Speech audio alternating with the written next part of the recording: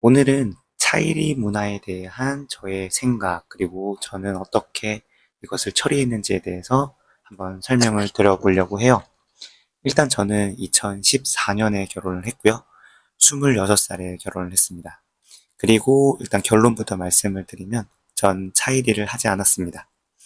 일단 가장 큰 이유가 저 스스로 차이리에 대해서 이해하지 못했고, 그리고 그 문화가 저에게는 상식이 아니라고 생각이 되어서 이러한 저의 문화적 배경을 와이프한테 최대한 설명을 하고, 그리고 이제 저희가 이야기를 나눠서 안 하는 쪽으로 그렇게 이제 이야기가 되었어요.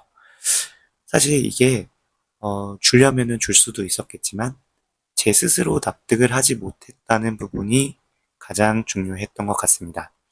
아마 줬다면은 언젠가는 이 부분이 서운한 마음이 들어서 또다시 이야기가 나오고 또 싸움으로 번지거나 이제 그럴 수가 있었을 것 같아요.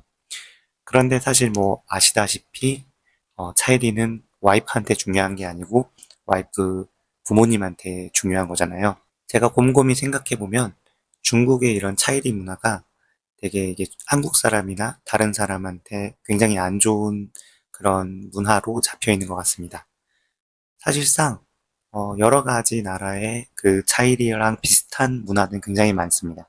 인도도 그렇고 동남아의 많은 나라들이 사실 신부를 데려올 때 일정의 돈이라든지 아니면 뭐 물건을 주면서 데려오긴 하는데 중국의 특유의 그런 이엔즈 문화, 그러니까 체면이나 허세 문화 때문에 더더욱이나 좀 안 좋은 면이 좀 부각되어서 보이는 것 같아요. 저는 좀 이렇게 그 처가에 가서 저의 문화적 배경이라든지 이런 것들을 좀 충분히 설명을 한 편입니다. 그런데도 당연히 이해하지 못하셨어요. 그리고 와이프가 충분한 차이리를 받아오기를 원하셨고요. 일단 결혼하는 순간부터는 저는 26에 결혼을 했다고 말씀을 드렸는데 22살부터 연애를 했고요. 그리고 한 2년이 지나고 24살부터 결혼을 해야겠다고 마음을 먹었습니다. 그때부터 좀 이렇게 차이에 대해서 곰곰이 생각하게 됐어요. 한 25, 결혼하기 1년 전에 이제 와이프한테 미안한데, 금전적으로 이제 충분하지 않으니, 신혼여행도 조금 힘들 것 같고, 이제 결혼식도 조금 힘들 것 같고, 차일이도 힘들 것 같다라고 이제 좀 충분히 설명을 한 편이고, 내 와이프도 받아들였었어요. 그런데 중요한 거는 5년 전쯤 이제 알게 되었는데, 사실은 이제 와이프가 부모님을 설득하는 게 그렇게 쉽지가 않았었나 봐요. 그래서 이제 와이프가 자기가 모은 돈으로 이제 자기 부모님한테 차이리를 건네줬다라고 전해 들었습니다. 뭐 거기에 대해서는 사실 뭐 서운하거나 그런 건 없습니다. 그리고 그게 이제 와이프 돈이라고 생각했기 때문에 사실은 뭐 저는 당연히 이제 제가 돈을 내서 공동의 재산을 만들기 위해서 집을 사거나 아니면 공동의 재산을 만들기 위해서 저의 재산을 냈지만 그거를 와이프가 어떻게 썼다 그래서 거기에 대해서는 큰 불만은 없는 편입니다.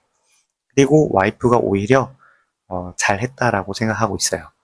제가 받아들이지 못하는 문화는 제 와이프가 중간에서 이렇게 잘 희석시키거나 아니면은 잘 이렇게 융합을 할 수 있도록 그리고 이제 저랑 이제 장모님의 관계가 이제 안 좋아지는 문제를 막을 수 있었던 그런 지혜로운 판단이라고 생각하고 있습니다. 지금 와서 생각해보면 혹은 5년 전에 그 30살에 제가 생각해보면 어쩌면은 와이프의 행동이 더 옳았다라고도 생각하고 있어요.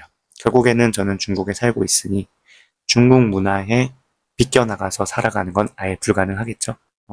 결국에는 자기 스스로가 납득을 할 수 있냐 없냐 이게 가장 중요한 것 같습니다. 만약에 제가 스스로 납득을 할 수 없다 그러면은 어, 저와 같은 케이스로 처리하는 방법도 괜찮은 것 같습니다. 시청해주셔서 감사합니다.